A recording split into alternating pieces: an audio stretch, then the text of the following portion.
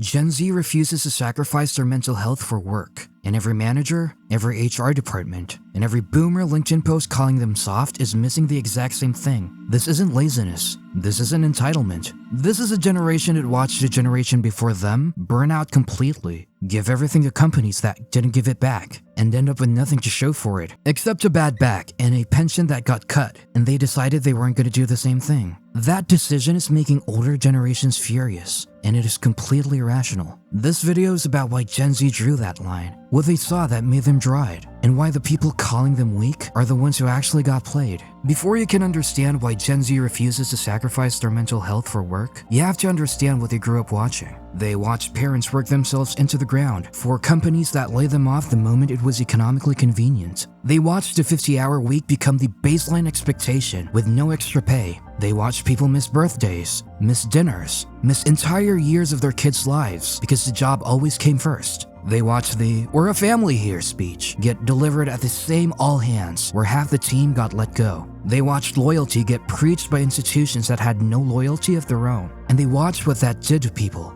The stress, the health problems, the anxiety that became so normalized it stopped having a name. The identity so completely wrapped up in a job title that when the job disappeared, there was nothing left underneath it. The marriages that didn't survive. The relationships that got deprioritized for years until they quietly stopped existing. Gen Z saw all of that up close, not as a distant news story, in their own houses, at their own dinner tables. And they made a decision before they ever entered the workforce. They were not going to do that. Here's what people who call Gen Z soft never look at: the actual numbers. Burnout is not a Gen Z invention. The American Institute of Stress estimates that workplace stress costs American employers over $300 billion a year in lost productivity, absenteeism, and healthcare costs. The World Health Organization classifies burnout as an occupational phenomenon, not a personal weakness. An occupational phenomenon caused by chronic workplace stress that has not been successfully managed. 77% of workers have experienced burnout at their current job, according to a Deloitte survey. 91% say that unmanageable stress and frustration impacts the quality of their work. These are not Gen Z numbers. These are workforce-wide numbers. This problem was already everywhere before Gen Z arrived. What Gen Z did differently is refuse to pretend it wasn't happening. The generations before them absorbed the burnout, called it dedication, and kept going. Gen Z looked at the same system and said, "Why are we accepting this as normal?" That is not weakness. That is the first sane response to an insane situation that anyone has had in decades. And here's what makes Gen Z's position even more reasonable. They didn't just inherit a mentally unhealthy work culture. They walked into it during one of the most economically unstable periods in modern history. They graduated into a job market devastated by a pandemic.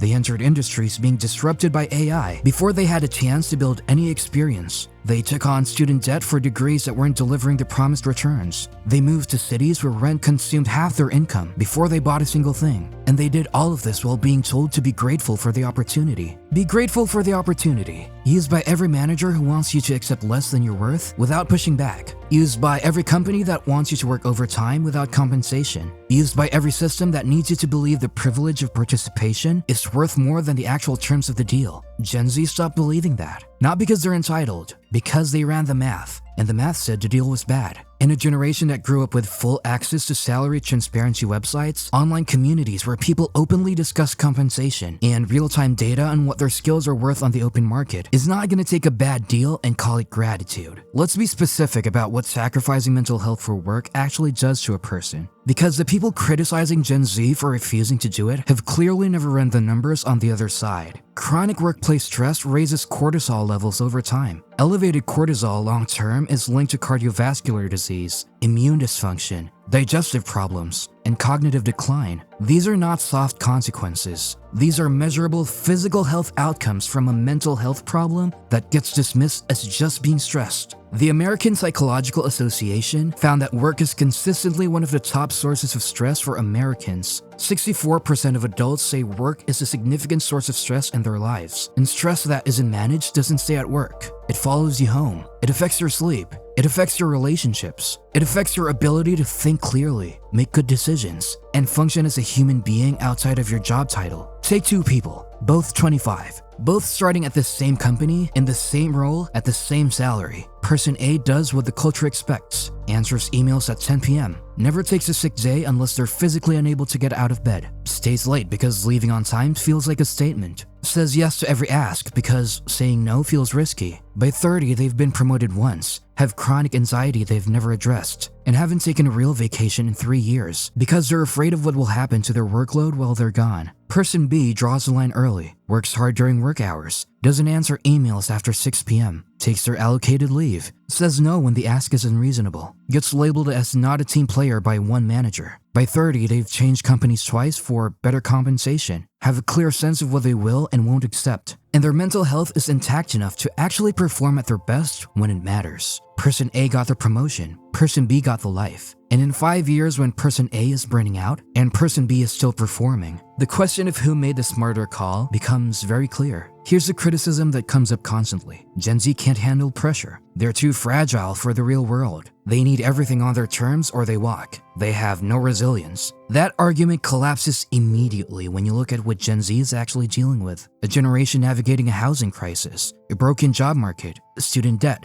AI disruption, a mental health epidemic, and the highest cost of living in modern history is not soft. Soft people don't survive that environment. They just don't perform a version of toughness that looks like smiling through burnout and calling it work ethic. There is a difference between resilience and suppression. Resilience is the ability to handle difficulty, recover from setbacks, and keep functioning under pressure. Suppression is pretending difficulty doesn't exist until your body or mind forces you to stop. The previous generation called suppression resilience. Gen Z is not making that mistake. And here's what's actually ironic about the fragility argument. The managers making it are usually the same ones who burned out in their 40s, had a health scare that forced them to slow down, and now quietly wish they'd done things differently. They're not criticizing Gen Z for being weak. They're criticizing Gen Z for making a choice they wish they've been brave enough to make themselves. And before this gets framed as Gen Z wanting to do nothing, let's be clear about what they're actually asking for, because it's not that complicated. They're asking for work that ends at a reasonable time, not because they don't want to work hard,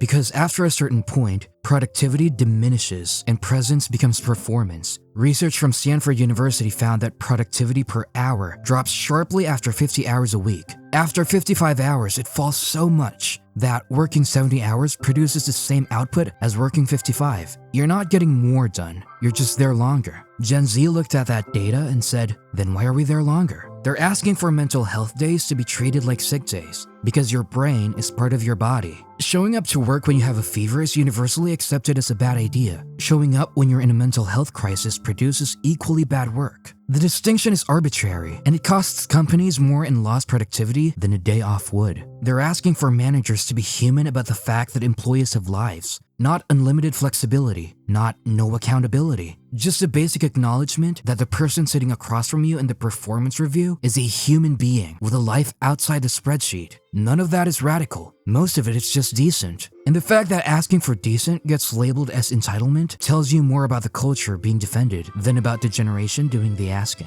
Here's something the critics of Gen Z never acknowledge. The companies that actually took mental health seriously didn't get less productive, they got more productive. Microsoft Japan ran a 4-day workweek trial in 2019. Productivity went up 40%, not down, up 40%. Perpetual Guardian in New Zealand ran the same experiment and saw productivity rise 20%, alongside a 45% reduction in stress levels among employees. Multiple studies across multiple industries have shown the same pattern. When you treat employees like humans with limits, rather than resources to be maximized, they perform better for longer. The companies that are winning the talent war right now are not the ones with the most demanding cultures. They're the ones with the clearest boundaries, the most genuine flexibility, and the cultures where people can actually disconnect when they're not working. Because those are the places where people stay, where they don't burn out and leave, taking all their institutional knowledge with them, where they actually bring their best work because they have the mental space to produce it. Gen Z isn't just demanding better conditions for themselves, they're accidentally pointing at the conditions under which everyone performs better. And the companies smart enough to listen